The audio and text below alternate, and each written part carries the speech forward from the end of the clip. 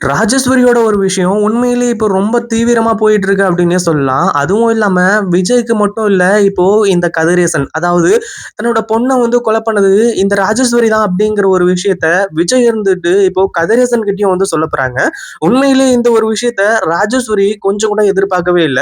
பேசாம அந்த கவின் கேட்ட அந்த பணத்த அதாவது யார் வந்து ஃபோன் பண்ணி மிரட்டுறாங்க அப்படிங்கிற விஷயம் தெரியாது. ஆனா அதையும் தாண்டி அந்த ஒரு வீடியோவ வந்து வச்சு மிரட்டுனதுனால கடைசியில அந்த பணத்த வந்து குடுத்திருந்தா, நமக்கு இவ்ளோ பெரிய பிரச்சனை இல்லையே! அப்படிங்கிற மாரி வந்து சொல்லி நெனச்சிட்டு இருக்காங்க. அதுவும் இல்லாம இப்போ இந்த ராஜேஸ்வரிக்கு அடுத்தடுத்து என்ன பண்றது? ஏது பண்றது? அப்படின்னு சொல்லிட்டு ஒண்ணுமே புரியாத ஒரு சிச்சுவேஷன்ல தான் வந்து இப்போ இருந்துட்டு இருக்காங்க. உண்மையிலேயே இந்த ஒரு விஷயத்த இந்த ராஜேஸ்வரியால ஏத்துக்கவே முடியல. ஏன்னா விஜய்க்கு தெரிஞ்ச உண்மை. விஜய்க்கு தெரிஞ்சா பரவால்ல. ஆனா கதிரேசன் கிட்ட இந்த விஷயம் போச்சு. அதாவது உங்க பொண்ண வந்து கொலை பண்ணது எங்க அக்கா ராஜேஸ்வரி தான் அப்படிங்கிற மாரி விஜய் சொல்லும்போது, கண்டிப்பா கதிரேசன் செம்ம கோவப்படுவாரு, ஆத்திரப்படுவாரு. ஏற்கனவே இந்த சுடர நம்ம கொலை பண்ணிட்டோமா அப்படிங்கிற மாரி வந்து சொல்லி இந்த கதிரேசன் வந்துட்டு ரொம்ப பயந்துட்டு இருந்தாங்க ஜெயிலுக்கு போறதுக்காக. ஆனா இப்ப என்ன ஆக போகுது அப்படின்னு பாத்தீங்கன்னா இந்த ராஜேஸ்வரிய கொன்னுட்டு உண்மையிலேயே இந்த கதிரேசன் ஜெயிலுக்கு போக போறாரு. அந்த ஒரு விஷயத்துல கதிரேசன் வந்து எந்த ஒரு காம்ப்ரமைஸ் பண்ண போறதும் கிடையாது.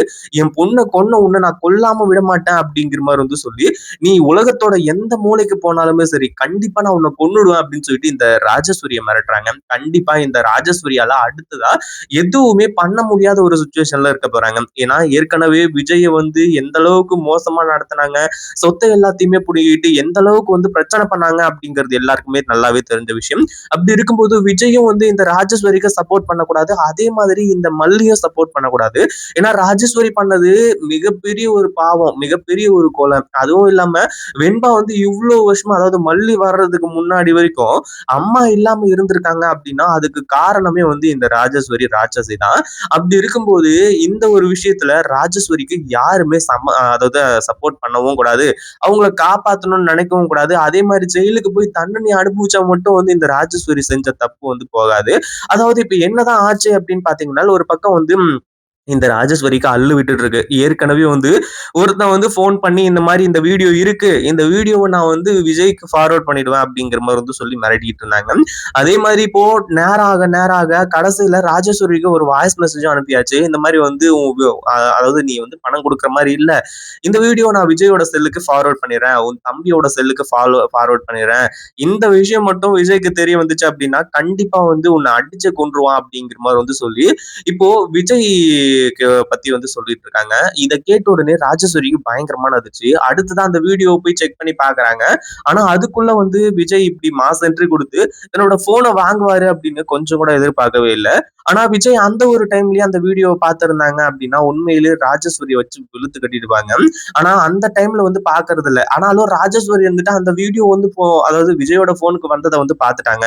ஆனா அதே சமயத்துல விஜய் வந்து இன்னும் பார்க்கல அப்படிங்கிற மாதிரி வந்து சொல்லி கொஞ்சம் வந்து ஹாப்பியா வந்து இருந்துட்டு இருந்தாங்க. ஆனா இப்ப கடைசியில என்னதான் ஆச்சு அப்படின்னு பாத்தீங்கன்னா விஜயும் மல்லியும் அந்த வீடியோ வந்து பாத்துறாங்க. அதை பார்த்ததுக்கு அப்புறம் உண்மையிலேயே செம்ம ஷாக்கு.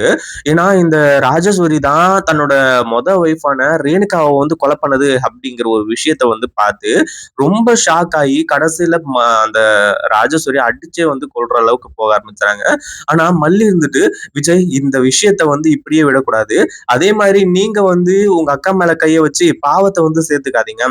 முதல்ல இந்த ஆதாரத்தை கொண்டு போய் போலீஸ் ஸ்டேஷன்ல காட்டி உங்க ஒய்ஃப் அதாவது ஒய்ஃப் ரேணுகாவை கொலை பண்ணது இந்த ராஜேஸ்வரி தான் அப்படிங்கிற ஒரு விஷயத்த வந்து சொல்லுவோம். அதுக்கப்புறம் வந்து போலீஸ் என்ன ஆக்ஷன் எடுக்குதோ அதை எடுக்கட்டும். இவங்களை தூக்கி ஜெயில போட்டாதான் இவங்க திருந்துவாங்க.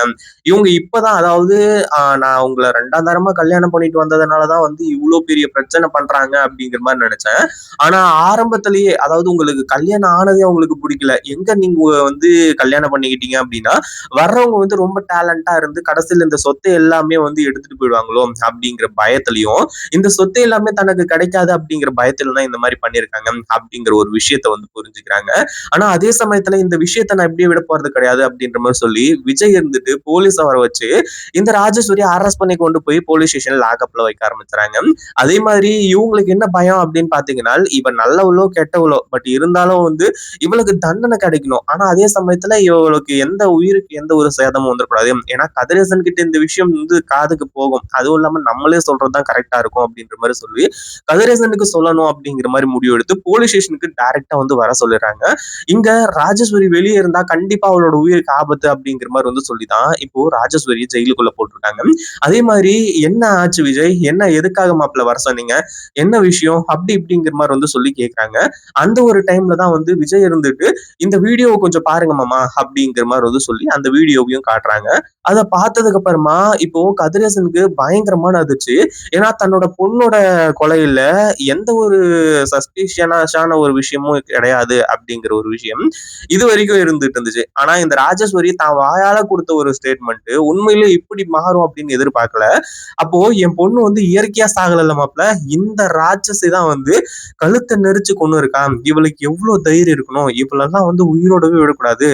இவ வந்து என் பொண்ணோட கழுத்துல காலை வச்சு மெரிக்கும் போது என் பொண்ணு எவ்வளவு கஷ்டப்பட்டிருப்பான். கண்டிப்பா நான் இவளை சும்மா விட மாட்டேன். இவளை தூக்கி நீங்க போலீஸ் ஸ்டேஷன்ல வச்சிருந்தா மட்டும் என்ன, ஜெயிலுக்கு போய் தான் ஆகணும். அங்க வச்சு இவளோட கதையை முடிக்க போறேன். என்ன போலீஸ் அரெஸ்ட் பண்ணாலும் சரி, என்ன பண்ணாலும் சரி, ஏது பண்ணாலும் சரி, என் பொண்ணை கொன்ன இந்த ராஜேஸ்வரியை வந்து நான் சும்மா விட போறது கிடையாது. உங்க அக்கான்றதுக்காகவும் நான் சும்மா விட்டுற மாட்டேன். என் பொண்ணை கொன்னவள நான் கொன்னே தீருவேன், பொண்ணு பழி தீர்த்தே தீருவேன் அப்படின்ற மாதிரி சொல்லி கதிரேசன் இப்போ செம்ம கோவத்தோட வந்து இருந்துட்டு இருக்காங்க. கண்டிப்பா இது எல்லாமே வந்து கொஞ்சம் யோசிக்கக்கூடிய ஒரு விஷயம் அப்படின்னே சொல்லலாம். இந்த ராஜேஸ்வரி மாட்டிக்கிட்டா எப்படி இருக்கும் அப்படின்றத கமெண்ட் பண்ணுங்க. இந்த வீடியோ பிடிச்சிருந்தா லைக் பண்ணுங்க, ஷேர் பண்ணுங்க. இப்பதான் நம்ம சேனலுக்கு ஃபர்ஸ்ட் டைம் வரீங்க அப்படின்னா கீழ இருக்க சப்ஸ்கிரைப் பட்டனை பிரஸ் பண்ணிக்கோங்க.